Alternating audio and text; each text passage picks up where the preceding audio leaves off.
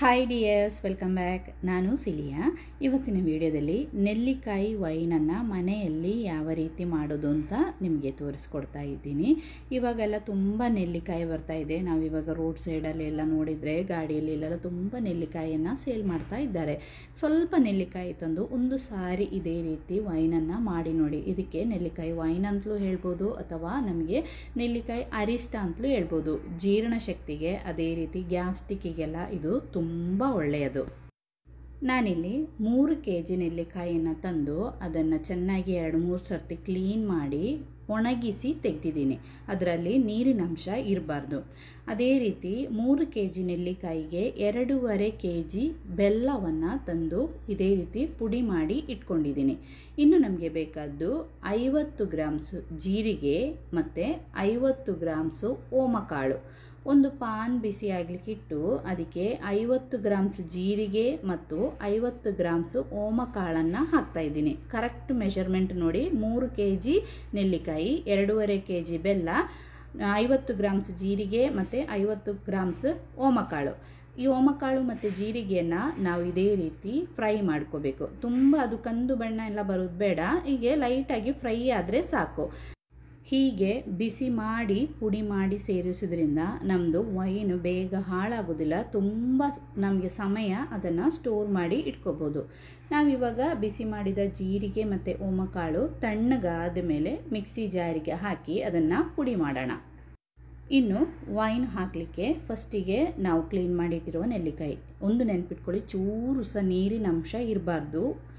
ಅದೇ ರೀತಿ ನಾವಿದಕ್ಕೆ ಉಪಯೋಗಿಸುವ ಪಾತ್ರೆಗಳು ಸಹ ಚೂರು ಸಹ ನೀರಿನ ಅಂಶ ಇರಬಾರ್ದು. 2 ದಿನ ಬಿಸಿಲಲ್ಲಿ ಇಟ್ಟು ಒಣಗಿಸಿ ತಂದಿರಬೇಕು ಪಾತ್ರೆ ಎಲ್ಲ. ನೋಡಿ, ಬೆಲ್ಲ ಸಹ ಪುಡಿ ಮಾಡಿ ಇಟ್ಟಿದ್ದಾಯಿತು. ಜೀರಿಗೆ ಮತ್ತು ಓಮಕಾಳನ್ನು ಸಹ ನಾನು ಪುಡಿ ಮಾಡಿ ರೆಡಿ ಮಾಡಿದ್ದೀನಿ. ಇನ್ನು ನಾವು ಸ್ವಲ್ಪ ಚಕ್ಕೆ ಇದಕ್ಕೆ ಸೇರಿಸಿದರೆ ಟೇಸ್ಟ್ ಚೆನ್ನಾಗಿರುತ್ತೆ.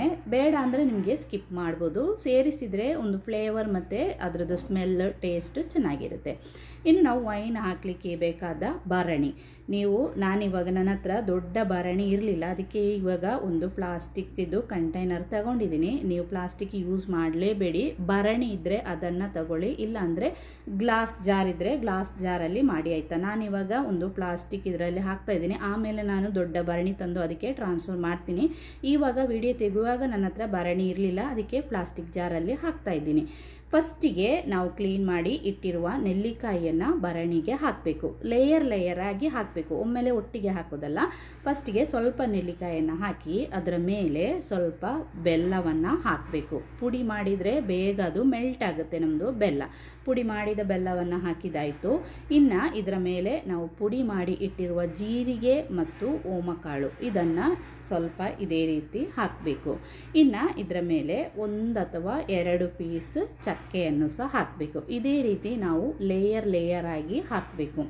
ಇನ್ನು ಪುನಃ ನಾವು ನೆಲ್ಲಿಕಾಯಿ ಅದರ ಮೇಲ್ಗಡೆ ಹಾಕ್ತಾ ಇದ್ದೀವಿ. ಅದರ ಮೇಲೆ ಬೆಲ್ಲವನ್ನು ಹಾಕ್ತೀವಿ. ಪುಡಿ ಮಾಡಿ ಇಟ್ಟಿರುವಂತಹ ಜೀರಿಗೆ ಮತ್ತು ಓಮಕಾಳನ್ನು ಹಾಕ್ತೀವಿ, ಮತ್ತು ಒಂದು ಸ್ವಲ್ಪ ಚಕ್ಕೆಯನ್ನು ಹಾಕ್ತೀವಿ. ಇದೇ ರೀತಿ ಲೇಯರ್ ಆಗಿ ಫುಲ್ ನಮಗೆ ಎಷ್ಟು ಮುಗಿಯೋವರೆಗೆ ಇದೇ ರೀತಿ ಹಾಕಬೇಕು. ಟಾಪ್ ಲೇಯರ್ ಅಂದರೆ ಮೇಲ್ಗಡೆ ಬೆಲ್ಲ ಹಾಕಬೇಕು, ನೆಲ್ಲಿಕಾಯಿ ಇರಬಾರ್ದು. ಬೆಲ್ಲ ಅಂದರೆ ಆ ಬೆಲ್ಲ ಎಲ್ಲ ಮೆಲ್ಟಾಗಿ ನೀರು ಕೆಳಗಡೆ ಬಂದು ಆ ಬೆಲ್ಲದ ನೀರು ಮತ್ತು ನೆಲ್ಲಿಕಾಯಿ ನೀರು ಮಿಕ್ಸ್ ಆಗಿ ನಮ್ಮದು ವೈನ್ ಅಥವಾ ಅರಿಷ್ಟ ರೆಡಿ ಆಗೋದು.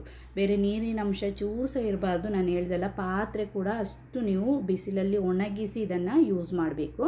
ಮತ್ತು ಅದರ ಮೇಲ್ಗಡೆಯಿಂದ ನಾವು ಜೀರಿಗೆ ಪುಡಿ ಹಾಕ್ತೀವಿ, ಮತ್ತು ಸ್ವಲ್ಪ ಚಕ್ಕೆಯನ್ನು ಸಹ ಹಾಕಿದ್ದೀವಿ. ಇದನ್ನೆಲ್ಲ ಹಾಕಿ ಇದನ್ನು ಕವರ್ ಮಾಡಿ ಇದರ ಮೇಲ್ಗಡೆ ಚಂದ ಡ್ರೈ ಆಗಿರೋ ಒಣಗಿರುವ ಒಂದು ಬಟ್ಟೆಯನ್ನು ಟೈಟಾಗಿ ಕಟ್ಟಿ ನಾವು ಇದನ್ನು 42 ದಿನ ಒಂದು ಸೈಡಲ್ಲಿ ಇಡಬೇಕು. ನೆನ್ಪಿಟ್ಕೊಳ್ಳಿ, 42 ದಿನ ಇದನ್ನು ಮುಟ್ಲಿಕ್ಕೆ ಇಲ್ಲ. 42 ದಿನ ಆದ ಮೇಲೆ ನಾವು ತೆಗೆಯುವಾಗ ನೋಡಿ, ನಮ್ಮದು ನೆಲ್ಲಿಕಾಯಿ ವೈನ್ ಇದೇ ರೀತಿ ಇರುತ್ತೆ. ಆ ನೆಲ್ಲಿಕಾಯಿ ಒಳಗಡೆ ಇದು ನೀರೆಲ್ಲ ಬಂದು ಬೆಲ್ಲ ಮತ್ತು ಅದರೊಳಗಡೆ ನೆಲ್ಲಿಕಾಯಿದು ಜ್ಯೂಸು ಮಾತ್ರ. ಇನ್ನು ಇದನ್ನು ನಾವು ತೆಗಿಬೋದು. ತೆಗೆಯೋದು ಹೇಗೆ ಅಂತ ನಾನು ನಿಮಗೆ ತೋರಿಸ್ತೀನಿ. ತೆಗೆಯುವಾಗ ಸಹ ನಾವು ಉಪಯೋಗಿಸುವ ಪಾತ್ರೆಗಳನ್ನು ಕ್ಲೀನ್ ಮಾಡಿ ಬಿಸಿಲಲ್ಲಿ ಚೆನ್ನಾಗಿ ಒಣಗಿಸಬೇಕು. ಒಣಗಿಸಿ ತಂದ ಪಾತ್ರೆಗೆ ಇದೇ ರೀತಿ ನಾವು ಸೋಸಿ ತೆಗಿಬೇಕು. ಆ ವೈನ್ ಮಾತ್ರ ತೆಗಿಬೇಕು. ನೋಡಿ, ಹೀಗೆ ನೋಡಿ ಎಷ್ಟು ಚೆನ್ನಾಗಿ ಸ್ಮೆಲ್ಲು. ನಾವು ಓಪನ್ ಮಾಡುವಾಗ ಆ ಬೆಲ್ಲ ಮತ್ತು ನೆಲ್ಲಿಕಾಯಿ ಜ್ಯೂಸ್ ಇದೆಲ್ಲ ಜೀರಿಗೆ ಓಮಕಾಳು ಅದರದ್ದು ಸ್ಮೆಲ್ಲು ಅಷ್ಟು ಚೆನ್ನಾಗಿದೆ. ಗ್ಯಾಸ್ಟ್ರಿಕ್ಕಿಗೆ ಇದು ತುಂಬ ಒಳ್ಳೆಯದು. ಯಾವುದೇ ಕೆಮಿಕಲ್ಸ್ ಇಲ್ಲ. ನಾವು ಪ್ಯೂರ್ ಆಗಿರುವಂತಹ ಆ ನೆಲ್ಲಿಕಾಯಿ ನೋಡಿ, ನೆಲ್ಲಿಕಾಯಿ ಹೇಗೆ ಅದು ಇದಾಗಿ ಸ್ಕ್ವೀಸಾಗಿ ಅದರೊಳಗಡೆದು ನೀರೆಲ್ಲ ಇಳಿದು ಬಂದಿದೆ. ಹೀಗೆ ನಾವು ಉಳಿದಿರೋದನ್ನೆಲ್ಲ ಸೋಸಿ ತೆಗಿಬೋದು. ನಾವಿವಾಗ 3 kg ನೆಲ್ಲಿಕಾಯಿ 2.5 kg ಬೆಲ್ಲವನ್ನು ಹಾಕಿದ್ದೀವಿ. ನಮಗೆ ಒಂದು 3 ಲೀಟರಷ್ಟು ವೈನ್ ಇಲ್ಲಿ ಸಿಗುತ್ತೆ. ಈ ವೈನನ್ನು ಇನ್ನು ನಾವು ಗ್ಲಾಸ್ ಜಾರಲ್ಲಿ ಹಾಕಿ ಸ್ಟೋರ್ ಮಾಡಿ ಎಷ್ಟು ವರ್ಷ ಬೇಕಾದರೂ ಇಡ್ಬೋದು. ಇದು ಹಾಳಾಗೋದಿಲ್ಲ, ಯಾವುದೇ ಕಾರಣಕ್ಕೂ ಇದು ಹಾಳಾಗೋದಿಲ್ಲ. ನಮಗೆ ಸ್ಟೋರ್ ಮಾಡಿ ಇಟ್ಕೊಂಡ್ರೆ ಯಾವಾಗ ಬೇಕಾದರೂ ಇದನ್ನು ಯೂಸ್ ಮಾಡ್ಬೋದು. ನೋಡಿ ಈಗ ಉಳಿದಿದೆ ನೋಡಿ ನೆಲ್ಲಿಕಾಯಿ ಮತ್ತು ಅದರಲ್ಲಿ ಜೀರಿಗೆ ಎಲ್ಲ ಇದೆ ನೋಡಿ. ಅದಕ್ಕೆ ಚೆನ್ನಾಗಿ ನಾವು ಒಂದು 2.5-3 ಲೀಟರ್ ನೀರನ್ನು ಕುದಿಸಿ ಆರಿಸಿ ಇದಕ್ಕೆ ಹಾಕಿ ಪುನಃ 41 ಡೇಸ್ ಇಟ್ಟರೆ ನಮಗೆ ಕುಡಿಲಿಕ್ಕೆ ಅದು ಒಳ್ಳೆಯದಾಗುತ್ತೆ. ಆ ಜ್ಯೂಸನ್ನು ಸಹ ನಮಗೆ ಕುಡಿಬೋದು.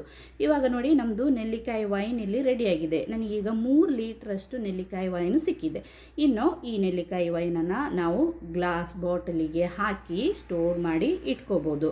ನಮಗೆ ಹೊಟ್ಟೆ ನೋವು, ಅದೇ ರೀತಿ ಅಜೀರ್ಣ, ಹೊಟ್ಟೆ ಒಂಥರ ಭಾರ ಅನಿಸಿದಾಗೆಲ್ಲ ಇದರಿಂದ ಸ್ವಲ್ಪ ಒಂದು 100-200 ml ವರೆಗೆ ನಮಗೆ ಕುಡಿಬೋದು. ಜಾಸ್ತಿ ಕುಡಿದ್ರೆ ನಾವು ವೈನೆಲ್ಲ ಕುಡಿದ ಥರ ನಮಗೆ ಸ್ವಲ್ಪ ಅಮಲ ಆದಂಗೆ ಆಗುತ್ತೆ. ಇದು ಮೆಡಿಸಿನ್ ಥರ ನಮಗೆ ಉಪಯೋಗಿಸಲಿಕ್ಕೆ ತುಂಬ ಒಳ್ಳೆಯದು. ಮಕ್ಕಳಿಗೂ ಸಹ ನಾವು ಕೊಡ್ಬೋದು. ಯಾವುದೇ ಕೆಮಿಕಲ್ಸ್ ಇಲ್ಲ. ಜಾಸ್ತಿ ಹೊಟ್ಟೆ ನೋವು, ಗ್ಯಾಸ್ಟ್ರಿಕ್, ಅದೇ ನಾವು ಫಂಕ್ಷನಿಗೆಲ್ಲ ಹೋಗಿ ನಾನ್ ವೆಜ್ ಎಲ್ಲ ತಿಂದು ಬಂದಾಗ ನಮಗೆ ಹೊಟ್ಟೆ ಹೆವಿ ಅನಿಸಿದಾಗ ಇದರಿಂದ ಒಂದು ಸ್ವಲ್ಪ ಕುಡಿದ್ರೆ ಸಾಕು, ತಕ್ಷಣಕ್ಕೆ ನಮಗೆ ಹೊಟ್ಟೆಯಲ್ಲಿ ಇದ್ದ ಗ್ಯಾಸ್ಟ್ರಿಕ್ ಎಲ್ಲ ಹೊರಗಡೆ ಬಂದು ಒಳ್ಳೆ ನಮಗೆ ರಿಲೀಫ್ ಆಗುತ್ತೆ. ಟ್ರೈ ಮಾಡಿ ನೋಡಿ, ತುಂಬ ಚೆನ್ನಾಗಿರುತ್ತೆ ಇದು. ನಮ್ಮ ಮನೆಯಲ್ಲೆಲ್ಲ ನಾವು ಯಾವಾಗಲೂ ಇದೇ ರೀತಿ ನೆಲ್ಲಿಕಾಯಿ ವೈನನ್ನು ಮಾಡಿ ಇಟ್ಕೊಂಡು ಹೊಟ್ಟೆಗೆ ಅಪ್ಸೆಟ್ ಆದಾಗ ಇದನ್ನು ಟ್ರೈ ಮಾಡ್ತೀವಿ. ಮಕ್ಕಳಿಗೆ ಸಹ ನಾವು ಇದನ್ನು ಕೊಡ್ಬೋದು. ಇಷ್ಟ ಆದರೆ ಲೈಕ್ ಮಾಡಿ.